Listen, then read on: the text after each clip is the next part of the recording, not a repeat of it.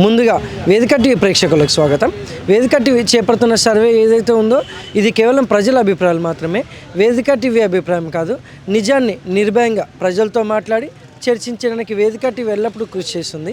ఇందులో భాగంగా ఈరోజు నల్గొండ జిల్లాకు రావడం జరిగింది. మరి నల్గొండలో ఉన్నటువంటి ఎన్జీ కాలేజ్ దగ్గరికి ఈరోజు రావడం జరిగింది.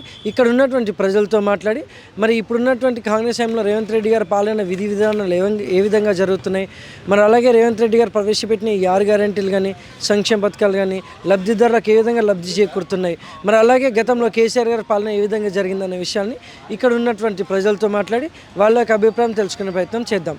రిపోర్టర్ కార్తిక్ గౌడ్, వేదిక టీవీ. మీ పేరు సార్? నా పేరు doctor MD Jabbar, advocate and psychologist. CM Revanth Reddy గారి పాలనపై మీ అభిప్రాయం ఏంటి సార్?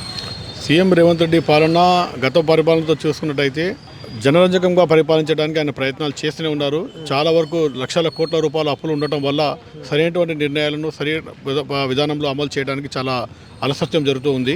ఇది ప్రజల లోపల ఒక చికాకు మంటను కలిగిస్తుంది. ఇది ముఖ్యంగా ఏంటంటే చాలా వరకు ప్రతి ఒక్కరు కూడా తమ యొక్క లాభాన్ని చేకూర్చే విధంగా ఉండాలని కోరుకోవడం అనేది సమంజసం.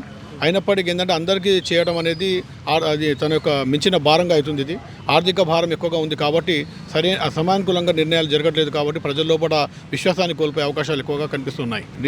ఏదైనా ప్రోగ్రామ్ ఏదైనా అపాయింట్మెంట్లు జరుగుతున్నప్పుడు కూడా సీఎం గారు సరిగ్గా దృష్టికి పెట్టకపోవడం వల్ల కూడా గతంలో నిన్న మొన్న జరిగిన టీఎస్పీఎస్సీ దాంట్లో చైల్డ్ వెల్ఫేర్ డిపార్ట్మెంట్లో కూడా అందరు అమ్మాయిలకు ఆడవాళ్లకు అర్హత లేని వాళ్ళకు కూడా వాళ్ళకు పదవులు ఇవ్వడం అనేది ఈ మధ్య కొసం ఏర్పడి మరి అలాంటి వాటిపైన జాగ్రత్త ఏర్పడాలి. మన హాస్టల్ వెల్ఫేర్ ఉద్యోగాల్లో కూడా చాలామంది ర్యాంకర్ల పిల్లలకు కూడా అన్యాయం జరిగింది. వాటిపైన సరిగ్గా దృష్టిని కేంద్రీకరించి వాళ్ళని కూడా మార్చుకోవాల్సిన అవసరం ఎక్కువగా ఉంది. ఫీజు రీయింబర్స్మెంట్ విధానాలు కూడా పిల్లలకు సరిగ్గా అందకపోవడము చాలామంది గతంలో ప్రభుత్వం కూడా గత 2-3 సంవత్సరాలు అంతకుముందు ఉన్న గవర్నమెంట్ కూడా ఫీజు రీయింబర్స్మెంట్ ఇవ్వలేదు.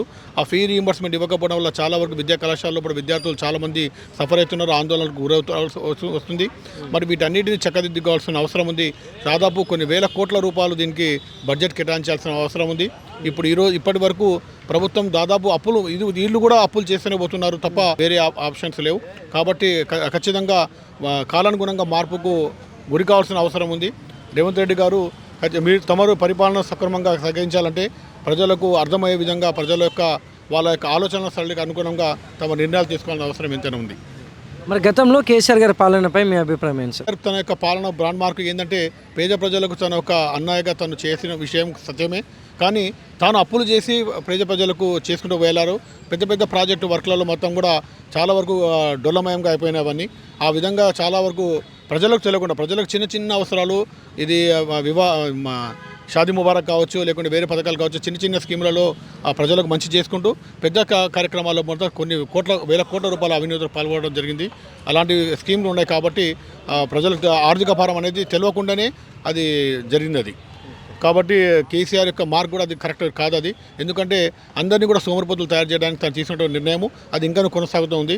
ఈ రాష్ట్రం మొత్తం కూడా దాదాపు ఇక్కడ తెలంగాణ రాష్ట్రంలో ఉన్నటువంటి చాలామంది వీళ్ళందరూ కూడా తమ పనుల మీద తాను కాన్సన్ట్రేషన్ చేయలేకపోతున్నారు. వీళ్ళు వేరే వాళ్ళపైన డిపెండ్ అవ్వాల్సిన అవసరం ఏర్పడింది.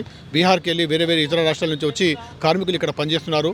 దానికి ప్రధాన కారణము మనము కేసీఆర్ తీసుకున్న నిర్ణయాలు. ఇప్పుడు ఉన్నటువంటి ప్రభుత్వం కూడా దాన్ని కొనసాగించడం. Thank you sir.